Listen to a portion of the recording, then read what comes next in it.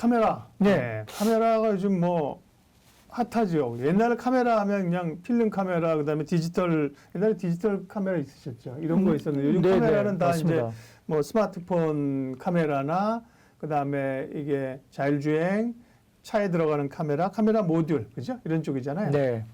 디지털 카메라 한 7, 8년 전에 새 거 사가지고요. 네. 외국 나가면서 면세점에서 하나 사가지고 들고 들어와서 한 번도 안 쓰고 지금 집에 있는 것 같아요. 옛날에 그거 4, 50만 원 했어요. 처음에 나올 때. 맞습니다. 네. 그래서 엄청 기분 좋게 면세점에서 사가지고 네. 들어오면서 이제 뭐 어쨌든 물건 들고 들어왔는데. 그 용량이 아마 지금 그거- 옛날한 휴대폰 용량도 아니고 네네네. 그래서 집에 그냥 그대로 새 것이 집에 있더라고요. 네. 보니까. 그래서 아, 이걸 왜 샀지?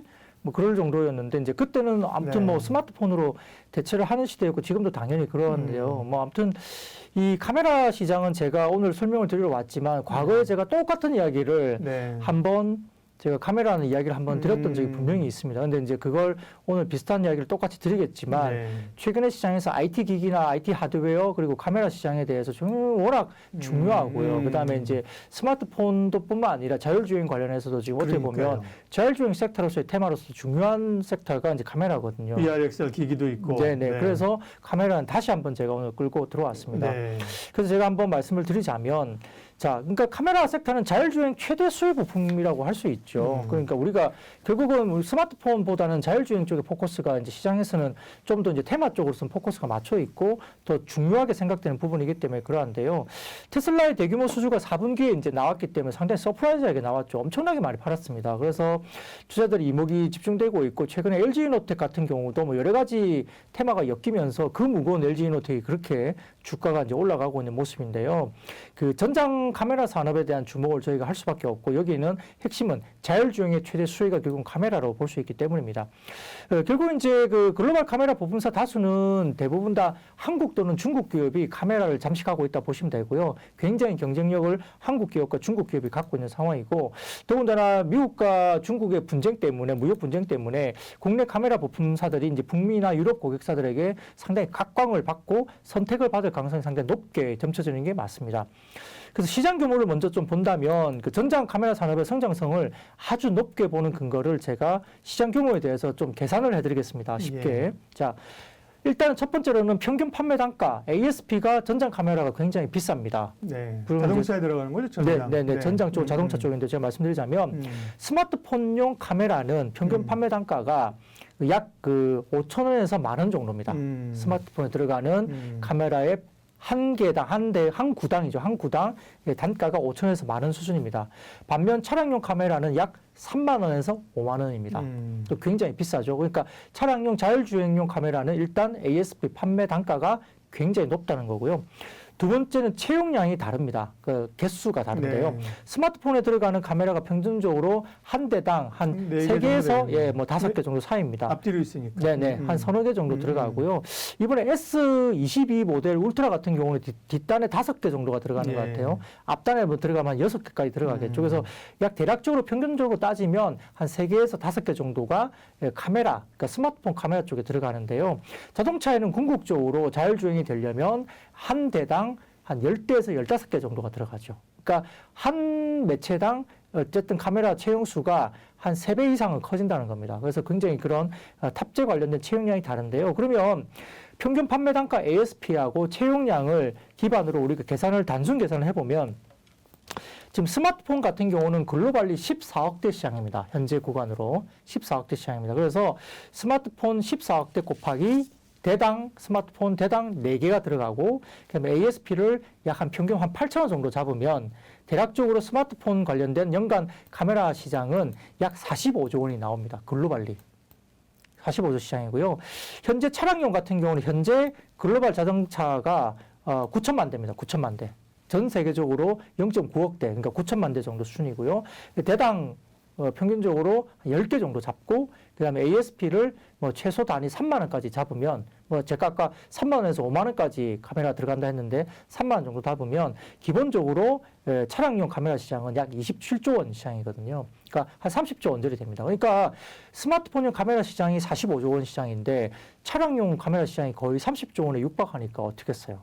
엄청난 시장의 성장이 남아있는 거죠. 그래서 이 자율주행과 관련된 카메라 시장이 이제 열리는 계약이기 때문에 이 시장이 열린다면 스마트폰을 하고 있던 회사들이 전장용 카메라까지 들어가면서 이 적어도 한 70% 정도의 성장룸이 더 남아 있는 거예요. 기존의 스마트폰을 하는 것보다. 그래서 이런 부분에서 상당히 중요하다 생각 들고요.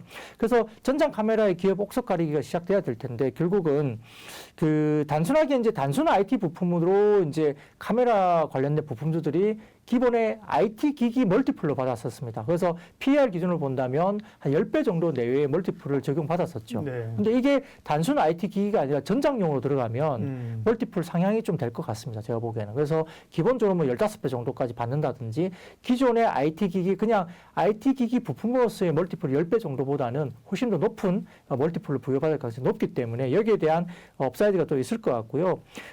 기본적으로 지금 절대 금액이라든지 그다음에 전장 카메라의 매출 비중이라든지 그다음에 성장률 이런 것들이 다 고려되면서 관련된 종목들을 좀 봐야 될 것 같은데 자 관련된 뭐 전장용 카메라 기업은 여러분들 잘 알고 계시죠? 뭐 종목을 몇 개 언급을 드리자면 LG 이노텍, 네. 그다음에 세코닉스, 그다음에 MC넥스, 그다음에 삼성전기, 그다음에 팝트론, 그다음에 옵트론텍 뭐 이런 종목들이 다 나열됩니다. 그래서 네. 다 좋습니다. 다 좋고요. 국내 전장 카메라 1위 기업은 역시나 LG 이노텍이기 때문에 최근에 LG 이노텍에 대해서 상당히 좋은 이야기가 나오고 있고 그다음에 절대 매출액을 보더라도 전장용 카메라 관련된 절대 매출액은 LG 이노텍이 약 3천억 규모 정도 수준이기 때문에 가장 큽니다. 그리고 이제 실적 개선 강도가 가장 돋보이려면 아까 말씀드린 대로 전장 카메라 매출 비중이 높은 기업을 봐야 되겠죠. 그래서 그 부분에서는 단연 세코닉스가 가장 단연 앞섭니다. 세코닉스는 전장용 카메라 매출 비중이 35%나 됩니다. 전체 매출에서. 그래서 단연 전장 카메라 매출 비중이 높다고 본다면 세코닉스가 당연히 좀 눈에 띄고요.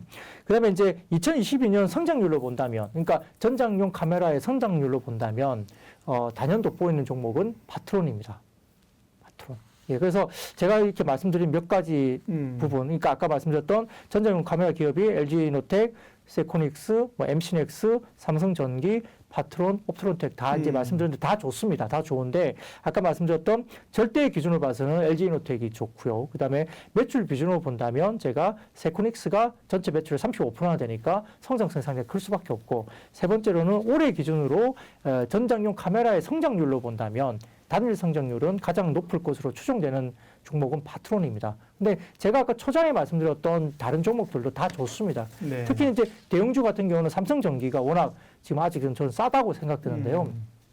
삼성전기 PER이 10배 미만이거든요, 지금. 근데 과거에 제가 말씀드렸지만 삼성전기가 PER 밸류 하단이 과거는 16배가 하단이었어요, 계속적으로. 근데 그게 깨지면서 지금 10배까지 내려와 있는 상황이기 때문에 너무 싸고요. 삼성전기가 이노텍도 10배 안 될걸요, 지금? 뭐 그렇기도 하지만 네. 계속적으로 지금 목표주가 상향 조정이 되고 있죠, 국내에서. 그러니까 그런 부분인데 삼성전기가 조금 고물티플을 받은 부분도 물론 있겠습니다만 MLCC라든지 그다음에 여러 가지 다른 패키지 기판에 대한 이슈도 또 있지 않습니까? 그래서 다 좋습니다, 삼성전기는. 지금 MLCC도 어느 정도 재고 조정이 됐다고 보는 부분이 있는 것 같고요. 이제 작년에 재고 소진에 대한 시기가 있으면서 부각이 안 됐지만 최근에 그 대만 업체라든지 일본 업체 같은 경우도 지금 재고 소진이 되면서 이제 가격이 올라오는 부분이거든요. 그래서 삼성전기도 아마 MLCC 부분들이 바닥에서 재고 소진이 끝났다는 이슈가 있는 것 같고 패키지 기판 엄청 좋죠. 뭐 패키지 기판만 하는 회사가 그때 말씀드렸던 뭐 심텍이라든지 그다음에 뭐 저희가 말했던 여러 가지 종목들이 많지 않습니까? 코리아 서키트, 대덕전자 다 좋습니다만 이런 종목도 주가 아웃퍼폼을 했는데 삼성전기는 못 갔죠. 그러니까 그 부분이 반영이 안 됐었고요. 그다음에 제가 휴대폰이 분명히 올해는 작년 대비해서 10% 이상 출하량이 증가한다. 그러면 휴대폰으로 봐서는 부품업체들은 전년비 10% 출하량 증가는 완전히 빅사이클로 이야기되는 부분입니다. 매출이 상당히 많이 늘 수 있기 때문에 이런 부분에서 삼성전기는 매출 단에서 상당히 스마트폰에 대한 수혜를 볼 수 있겠죠. 그래서 카메라 부분까지 들어간다면 예. 좋고요. 그다음에 삼성전기는 가지고 있는 게 폴디드 줌을 갖고 있죠. 우리가 소위 말하는 잔망경 폼입니다. 네. 잔망경 줌 카메라 기능인데 이게 뭐냐면은 우리가 핸드폰을 갖고 있으면 뒷단에 보시면은 뒷단에 후방 카메라가 어떻게 됐어요?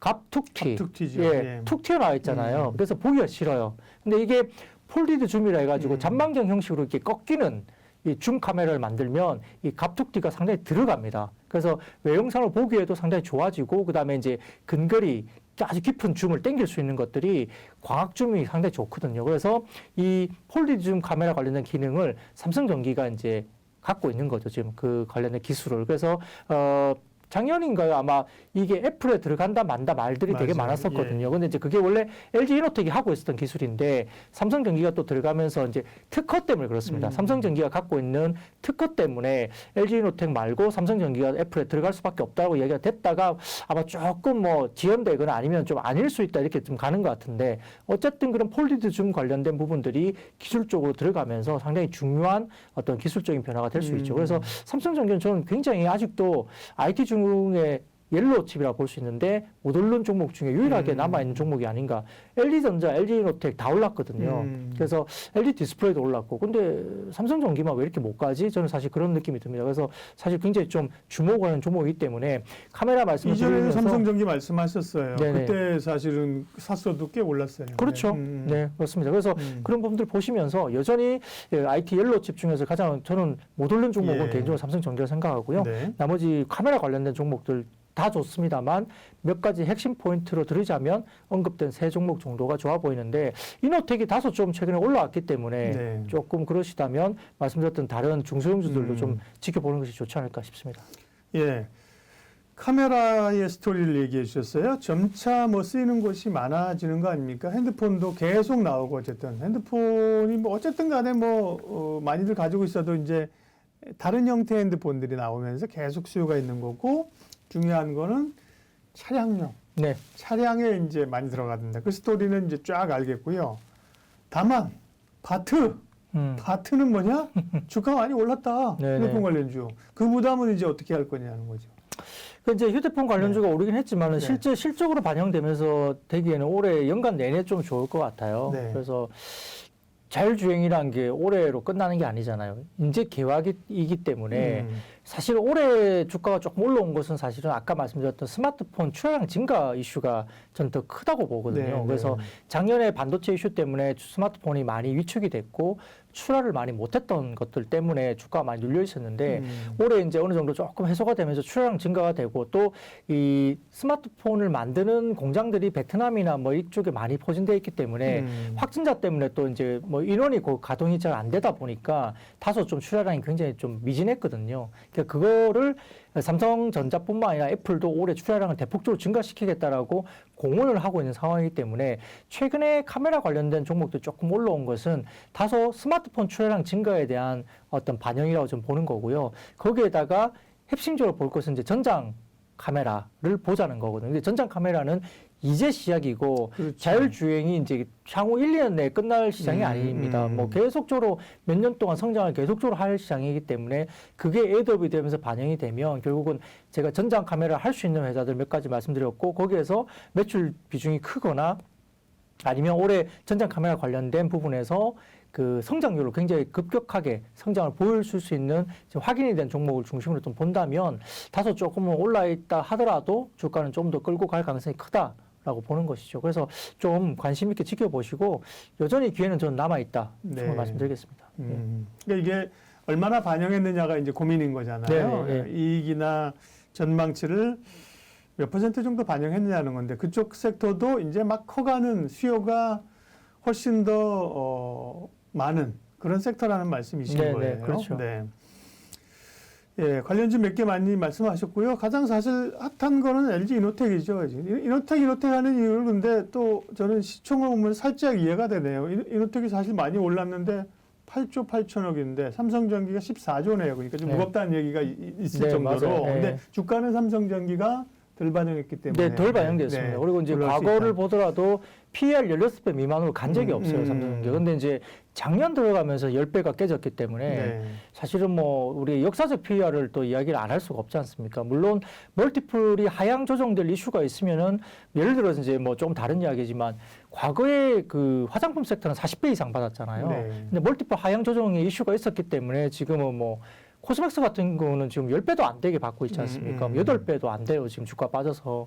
그러니까 그런 걸 본다면 이제 멀티플 하향 조정이 될 수 있는 부분들이 이제 산업이 변하고 환경이 변하면 고멀티플을 줄 수도 있고 그 고멀티플이 거품이 빠지면서 멀티플을 이제 절반으로 줄이든지 이렇게 줄여나갈 수 있는데 삼성전기가 과연 지금 멀티플이 줄어들 만한 과거에 예를 들어서 평균 멀티플이 16배를 받았다면 저는 이제 16배가 저점 멀티플이라고 제가 계속 말씀드리고 있는데 16배가 예를 들어서 평균 멀티플을 하더라도 평균 멀티플을 하회할 이슈가 별로 없죠. 오히려 더 성장할 수 있는 그림들이 그려지고 있고 멀티플을 더 하향 조정해서 적용해야 될 목표 주가를 적용해야 될 이슈가 없기 때문에 제 판단은 그렇습니다. 그래서 주가는 좀 과하게 아직까지는 좀 저평가 국면이 아닌가 생각됩니다. 네.